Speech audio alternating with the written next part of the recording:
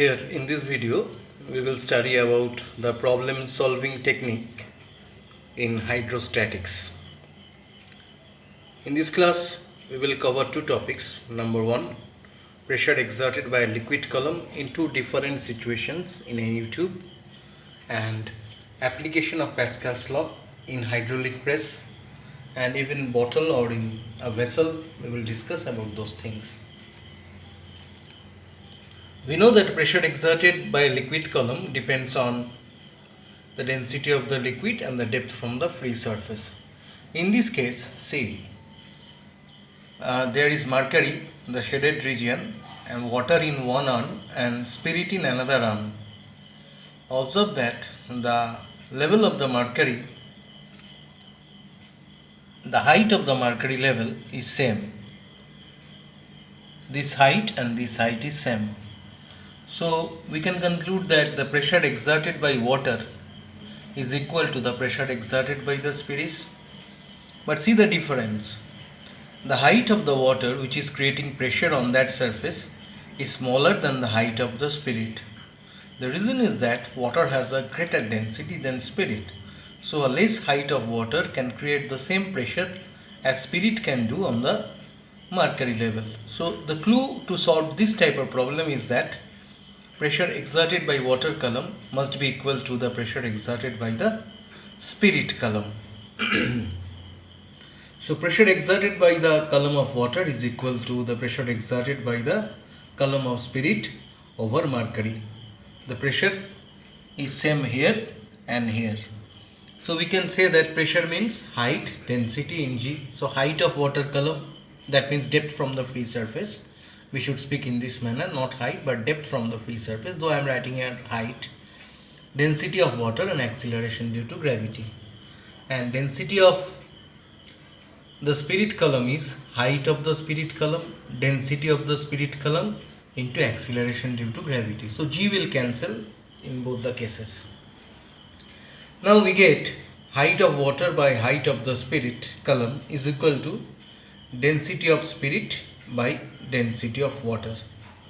Now again, density of spirit with respect to that of water is actually the relative density of the spirit. So relative density of the spirit will be same as that of the height of the water column to the height of the spirit column. You should remember this. Very often problems are given when three of these four factors are given and one factor is asked to compute. Again, the relative density of the spirit and height of water or spirit column is given. You can apply that to calculate the height of the other one. If spirit is given, you can calculate the height of water. If water is given, you can calculate the height of spirit level. So this is a very interesting relation. Relative density of water must be equal to the ratio of the height of the water column to the height of the spirit column.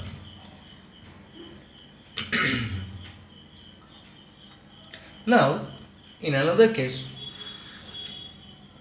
we will discuss when the two different types of liquids here are creating the same pressure. But situation may arise when two different liquid will not create same pressure. See here, the pressure created by water is completely visible to us as shown in the diagram, is greater than the pressure created by the spirit because the spirit is at a higher level as that of water. Now let us consider that the height from which the spirit level is above the mercury column is H greater than that of the water column, or the difference in height of the water column and that of the spirit column is H unit. Let us consider that the height that P1 is the pressure created by the water column here, and P2 is the pressure created by the column of spirit here. Here the relation is the difference in density of the pressure created by water and spirit must be equal to the pressure of the mercury column. So pressure created on the mercury column here is same pressure created on the mercury column because the levels are same on either arms. But here the pressure created by water column and spirit column are not same. The difference of these two will give you the net pressure created on the mercury column. So the net pressure created on the mercury column is the difference in pressure. So P1 minus P2 is equal to H rho G. From here we can get a relation. So pressure 1 means height of water column, density of water column into G. Similarly, height of spirit column, density of spirit column into G is equal to H rho G. So in this relation, using this relation, this is H and rho is the density of mercury and G is the acceleration due to gravity, that is the net pressure created on the mercury column. By using this relation, we can solve problems relating to these areas. Now, what we are studying about is pressure exerted by a liquid column, and whenever you are asked to compute the pressure created on a vessel and the dimension of the vessel is given, so from that you can compute the volume of the water. If water is one of the liquid provided there, you can compute the volume of water if the water is up to the brim. How you can calculate the volume of water? Just calculate the volume of the vessel. If length, breadth, height is given, then the volume of the vessel is length into breadth into height, and that is actually the volume of water. The volume of the container is equal to the volume of water. So if you know the volume, you know the density of water is 1 gram per cc at 4 degrees Celsius. You have to assume that the water is at 4 degrees Celsius. And since density of water is 1 gram per cc or 1000 kg per meter cube, now using the density and the volume, you can compute the mass as well as the weight. And weight is the force created by water on the base of the vessel. Now pressure is equal to force per unit area. You know the force. And if you are provided with the area of the base of the vessel, you will be able to calculate the pressure exerted by the liquid column on the base of the vessel. These type of problems are very often given in the examination. So these are the three varieties of pressure exerted by a liquid column. Now I am here discussing about two topics relating to the application of Pascal's law. One is Brahma's press or hydraulic press, and another is the same thing applied in a bottle or a vessel.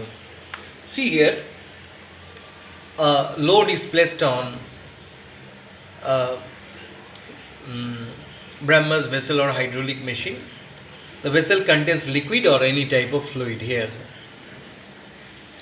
Now this piston is of smaller area, so radius is smaller, and this piston is larger area, its area is bigger, the radius is bigger as compared to this one.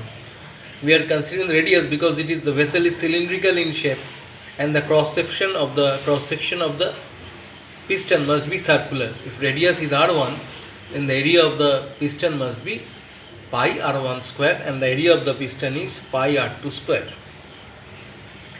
Now from Pascal's law, pressure created by the load, this load in the downward direction, must be the pressure exerted by the liquid or the vessel in the next piston, because from Pascal's law, whenever the pressure is created on a confined liquid at rest, the pressure is transmitted in equal magnitude in every direction and always acts normally along the surface. So in this case also, we can also say that the pressure created here must be the pressure experienced by the second piston. So here from Pascal's law, we can say that pressure created by the load on A must be equal to the pressure on B. Now pressure is equal to force per unit area of the cross section in contact with the liquid. So force on A by pi r1 square, where r1 is the radius of the smaller piston and r2 is the radius of the bigger piston. So force exerted on B due to the force on A is pi r2 square. Pi cancels. Now force on A by force on B is r1 square by r2 square. So the ratio of the forces provided is the square of the radius of the two. So you can use this relation by solving problems where the radii are given. Again, if the radius are not given, flat, the area of the cross section is given, you can apply this formula, Fa by Fb is equal to A1 by A2. Now here another thing is that here the force on B must be greater than force on A.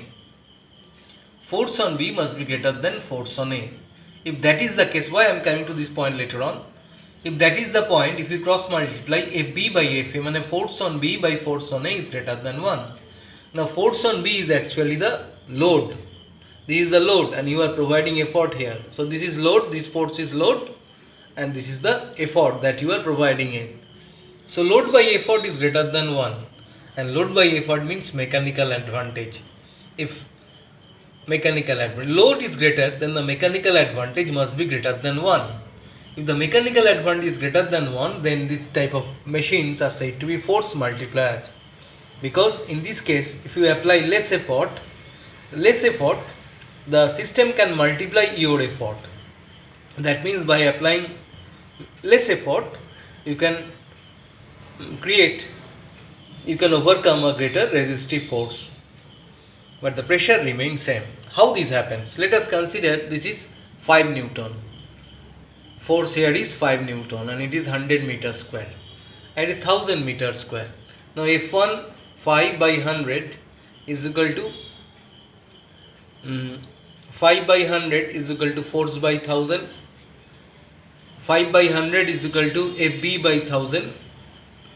That will give you FB is equal to 50. So see, the cross section of area of this one is 10 times than this one.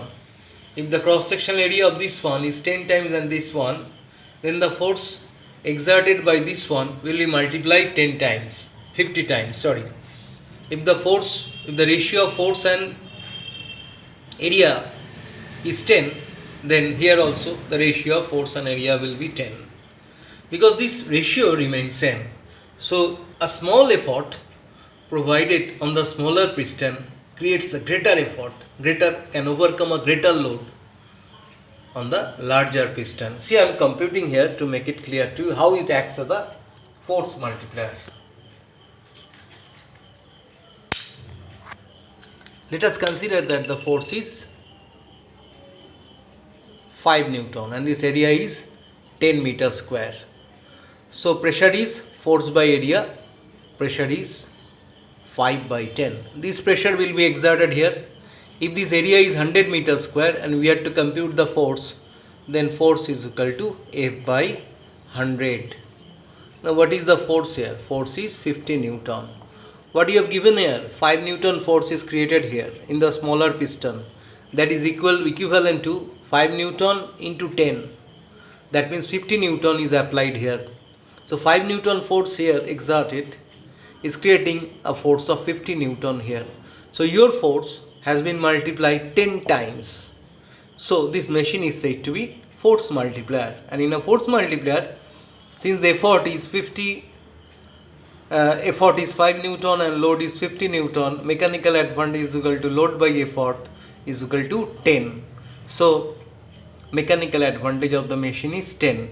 Hence it is known as force multiplier. That means the force created on a smaller piston will create a greater effect on the piston having a greater surface area. So you can remember this relation, it will help you in problem solving. Mechanical advantage which is load by effort, that is equal to area of the second cross sectional by area of the first cross section. FB by FA is equal to A2 by A1. Similarly, if you apply the same thing in a bottle, here there is a cork at the top of the conical vessel. If you press the cork with a force Fa, and if the radius of the cork is R1, then the cross sectional area in contact with the liquid of the cork is pi R1 square, and the cross sectional area of the base of the vessel is pi R2 square. Now the pressure created at the top will be equal to the pressure exerted at the bottom. Here also we can use the relation from Pascal's law. Pressure created at the top is equal to pressure exerted on the bottom. That is Fa by pi R1 square is equal to Fb by pi R2 square. We get the same relation as here. So you can apply the same thing in any enclosed vessel irrespective of the fact whether it is a hydraulic machine or it is a bottle. So this will be very helpful in solving the problem.